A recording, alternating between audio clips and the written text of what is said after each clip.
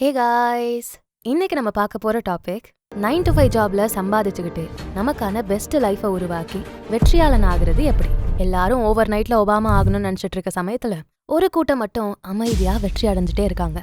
பாக்குற வேலையில பர்ஃபெக்டா இருக்காங்க, டைம்ல கில்லாடிங்க, வேலையும் முடிச்சுட்டு தன்னோட கனவுகளை நோக்கியும் பயணிப்பாங்க.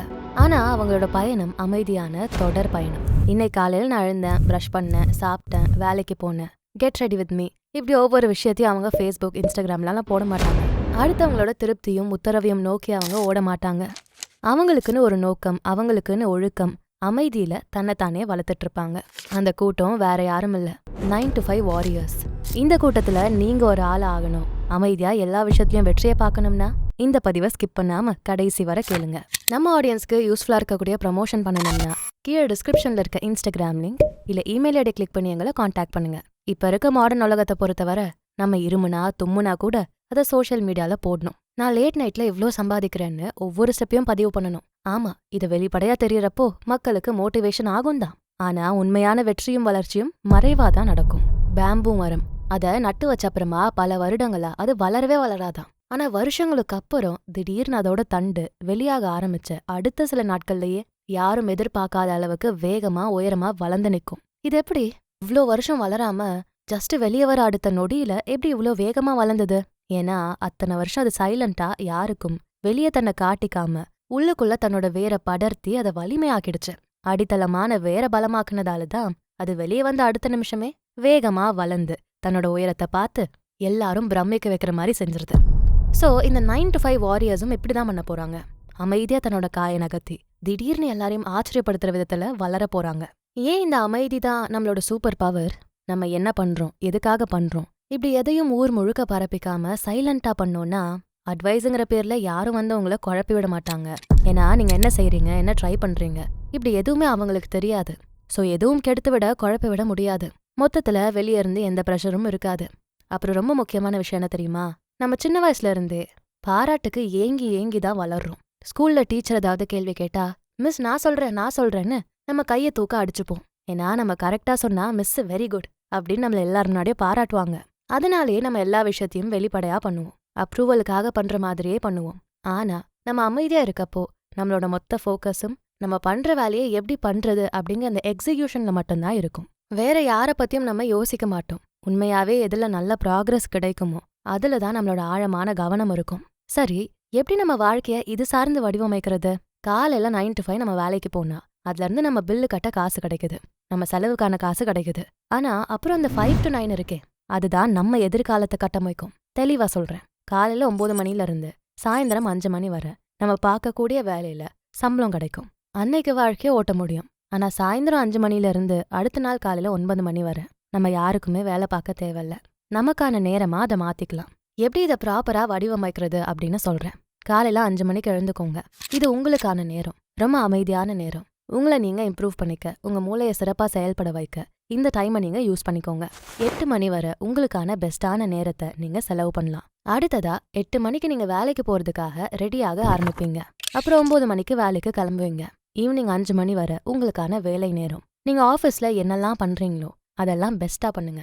அங்கதான் உங்க டிசிப்ளின் இன்னுமே அதிகமாகும். அப்புறம் 5 to 6 மணி வரை வீட்டுக்கு வர்றதுக்கு வந்து ஃப்ரெஷ் அப் ஆகுறதுக்கான நேரம். சரியா சாயந்தரம் 6 மணிக்கு ஆரம்பிச்சு நைட்டு 10 மணி வரைக்கும் உங்களோட செகண்ட் ஷிஃப்ட், அதாவது உங்களுக்காக ஸ்பெசிஃபிக்கா நீங்க செலவு பண்ற நேரத்துல செகண்ட் ஷிஃப்ட். காலையில ஒரு 3 மணி நேரம் ஃபர்ஸ்ட் ஷிஃப்ட்ல செலவு பண்ணீங்க, இப்போ நைட் ஒரு 3 மணி நேரம். இந்த டைம்ல நிறைய கத்துக்கங்க, பிசினஸ்க்கு பிளான் பண்ணுங்க, உங்களோட வேலைகளெல்லாம் ஸ்கெடியூல் பண்ணுங்க. ஏதாவது செய்ய நினைச்சு வச்சிருந்தீங்கன்னா அதை எக்ஸிக்யூட் பண்ணுங்க. அப்புறம் நைட்டு 10 to காலையில 5 மணி வரை ரெஸ்ட் எடுக்கணும். இதுவுமே அவசியமானது. ரெஸ்ட் இல்ல தூக்கம் இல்லைன்னா உங்களோட அடுத்த நாள் சிறப்பா இருக்காது. எல்லாத்தையும் நான் ஒரே நேரத்துல பண்ணணும்னு நீங்க நினைக்காதீங்க. தினமும் ஒரு புக்கை முழுசா வாசிக்கணும், 1 மணி நேரம் ஒர்க் அவுட் பண்ணணும். இப்படி மொத்தமா உங்களை ப்ரெஷர் பண்ணிக்க வேண்டாம். தினமும் புக்கில் வெறும் 10 பேஜ் மட்டும் வாசிங்க. ஒரு மாசத்துக்கு சின்னதா ஒவ்வொரு ஸ்கில் கத்துக்கங்க. இப்படி சின்ன சின்ன பிளான்ஸோட உங்க வேலைகளை நீங்க கன்சிஸ்டன்டா செய்யணும். இதுக்கு மேல இந்த 9 to 5 வாரியர்ஸா இருக்க நீங்க ஒர்க்கு, ஃபேமிலி, அப்புறம் உங்க லைஃப்னு மூணுமே பேலன்ஸ் பண்ண வேண்டி இருக்கும். ஸோ ஒரு விஷயத்துல மட்டும் ஃபோக்கஸ் பண்ணுங்க. நான் யூடியூப் சேனல் ஆரம்பிக்கணும், புக்கு எழுதணும், அப்படியே ஒரு ஆப்பை உருவாக்கி அதை லான்ச் பண்ணணும்னு எல்லாத்தையும் ஒரே டைம்ல பண்ணாம பொறுமையா கொஞ்சம் கொஞ்சமா ஒவ்வொரு ஸ்டெப்பா பண்ணுங்க. வேலையில இருக்கீங்கன்னா வேலையில மட்டும்தான் உங்க ஃபோக்கஸ்.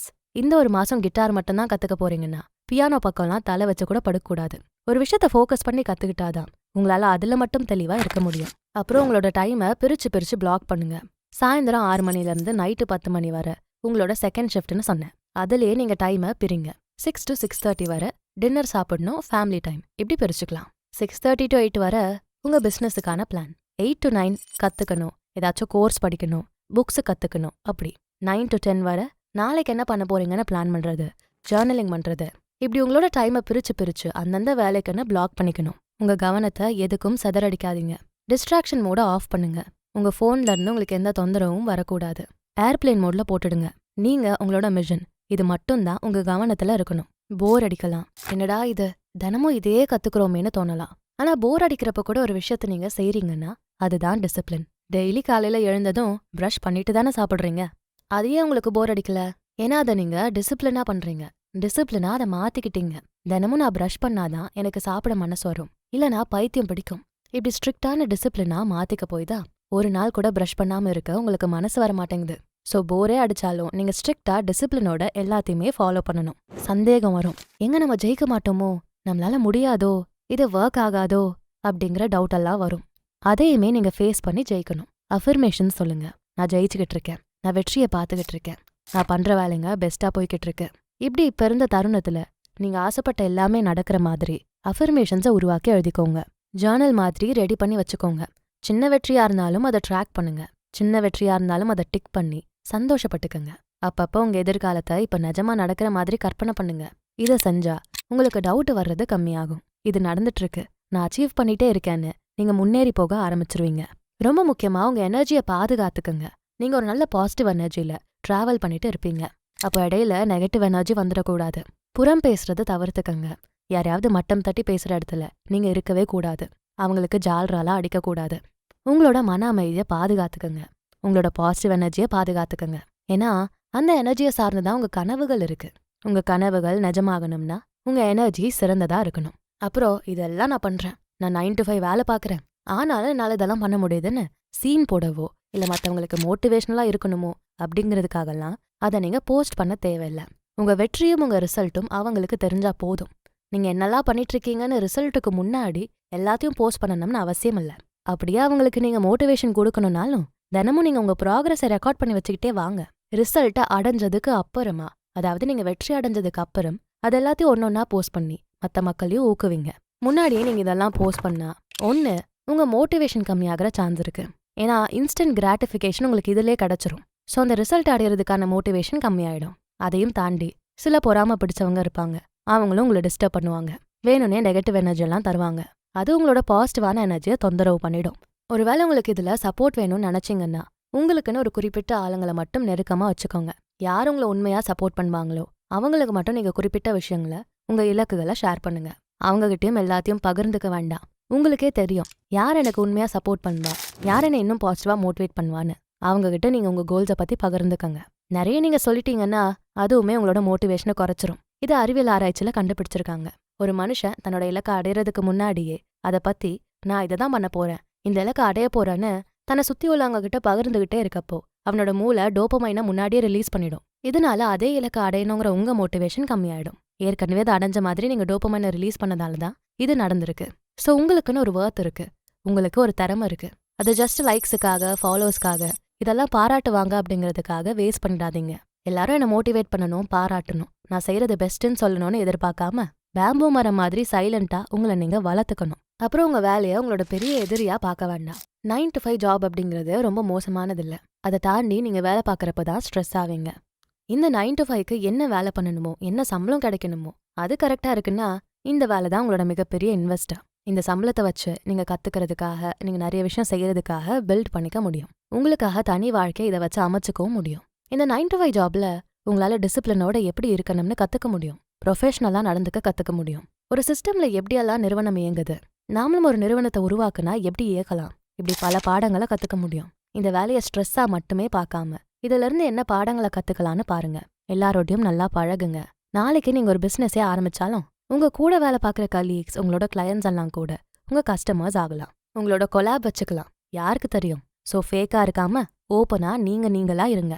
அப்புறம் டைமை தான் நீங்க சரியா மேனேஜ் பண்ணணும். எப்படா சண்டே வரும், 12 மணி வரை தூங்கி எழுந்திருக்கலாம், சோஃபால உட்காந்து டிவி பார்க்கலான்னு வெயிட் பண்ணாதீங்க. வீக்கெண்ட் அப்படிங்கிறது ஓய்வுக்கானது மட்டும் இல்ல, உங்களோட பவர் அப்ஸும் தான்.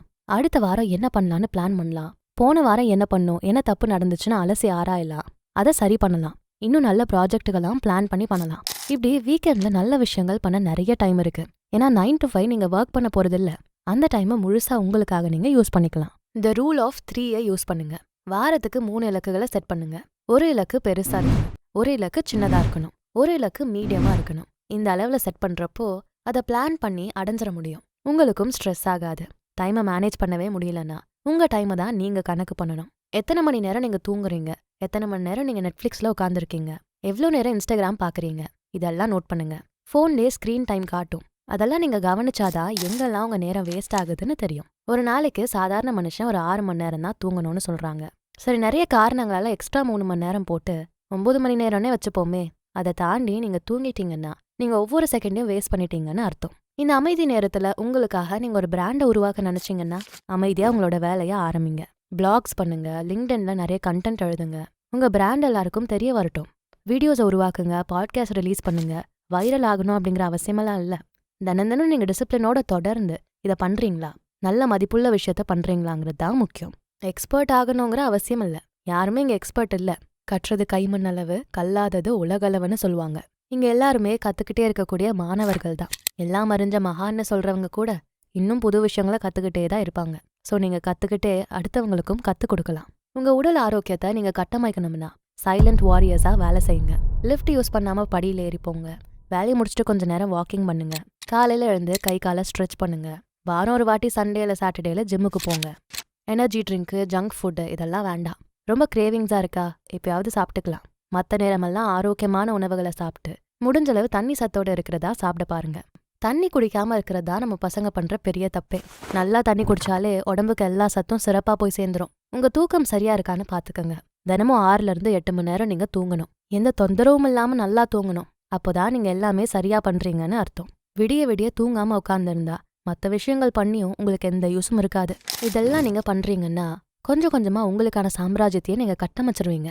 அப்போ எப்போ உங்களோட இந்த 9 to 5 வேலையை விட்டுறலாம் அப்படின்னு நான் சொல்றேன். கிடைக்கிற டைமை வச்சு நிறைய கத்துக்கிட்டு உங்க சைடு ஹஸ்ல நீங்க கட்டமைச்சிங்கல்ல, அது உங்க வேலையை விட 2 மடங்கு அதிகமா சம்பாதிச்சு கொடுக்கணும்.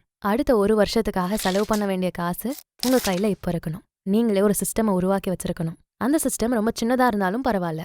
இதெல்லாம் இருந்தாதான் நீங்க 9 to 5 ஜாபை விட்டுட்டு சேஃபா வெளியே வர முடியும். என்னால ஹேண்டில் பண்ண முடியல, கடுப்பா இருக்கு, ஸ்ட்ரெஸ் ஆகுது, பைத்தியம் பிடிக்கிற மாதிரி இருக்குன்னு ஃப்ரஸ்ட்ரேஷன்லலாம் வேலையை விடாதீங்க.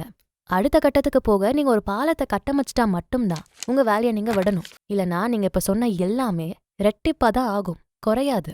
இந்த 9 to 5ல நார்மலா ஒரு மனுஷன் வேலை பார்க்குற மாதிரி வேலை இருந்தா நீங்க ஸ்ட்ரெஸ் ஆக மாட்டீங்க.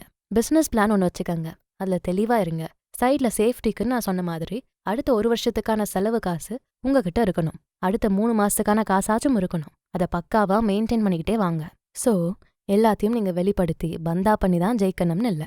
பல வெற்றியாளர்கள், பல சிந்தனையாளர்கள் அமைதியா தன்னோட வேலைகளை செஞ்சுதான் பெரிய ஆட்கள் ஆயிருக்காங்க. அமைதி மூலமா தான் ஒவ்வொரு படிக்கல்லாம் நீங்க மேல வந்திருக்கீங்க. கன்சிஸ்டண்டா இருக்க போய் தான் அவங்களால இவ்ளோ பெரிய வெற்றிகள்லாம் பார்க்க முடிஞ்சது. நீங்க மட்டும் அமைதியான போராளியா இருந்துட்டீங்கன்னா உங்க வாழ்க்கைக்கான சுதந்திரம், நோக்கம் எல்லாத்தையும் கட்டமைச்சிருவீங்க. கஷ்டமான தருணத்துல கூட ஒளிஞ்சு மறைஞ்சு பதுங்காம பெஸ்டா வந்து நிப்பீங்க. உங்களோட நிழல்லையே மறைஞ்சிருந்து உங்களுக்கான மதிப்பை நீங்க உருவாக்கியிருப்பீங்க. நான் சொல்ற அஃபர்மேஷன்ஸை பாஸ் பண்ணி திரும்ப சொல்லுங்க. நான் எனக்கான சக்தி வாய்ந்த சாம்ராஜ்யத்தை மறைவா கட்டமைச்சிட்டு இருக்கேன். என்னோட தினசரி செயல்கள் மூலமா என்னோட கனவுகளுக்கான மரியாதைய நான் கொடுத்துக்கிட்டு இருக்கேன். என் அமைதி தான் என்னோட பலமே. நான் தொடர்ந்து செயல்பட்டுக்கிட்டே இருக்கேன். என்னோட வாழ்க்கைய நான் டிசிப்ளின்டா மாத்தி வச்சிருக்கேன். சிறந்த நோக்கத்தோட நான் என் வாழ்க்கையில செயல்பட்டுக்கிட்டு இருக்கேன். என்னோட இந்த தினசரி செயல்கள் தான் என் வாழ்க்கையை மாத்தக்கூடிய புரட்சியா இருக்கு. இந்த 9 to 5 ஜாப் எனக்கு நல்ல ஊதியத்தையும் ஆதரவையும் கொடுக்குது. என்னோட வெற்றிக்கான முக்கிய அங்கமா இருக்கு. இந்த உலகம் எழுந்துக்கிறதுக்கு முன்னாடியே நான் எழுந்துப்பேன். ஏன்னா நான் இந்த உலகத்திலே உயர்ந்தவனா இருக்கணும்னு விதிக்கப்பட்டிருக்கேன். பிரபலமா இருக்கிறத விட கவனமா இருக்கிறது தான் எனக்கு முக்கியம். நான் அமைதியிலேயே கொஞ்சம் கொஞ்சமா வாழ்ந்துகிட்டு இருக்கேன். என்னோட இலக்குகள் எல்லாம் உயர்ந்தது. அதை நான் அடைஞ்சுக்கிட்டே இருக்கேன். ஒவ்வொரு நாளும் என் கனவை நோக்கி நான் முன்னேறிக்கிட்டே இருக்கேன்.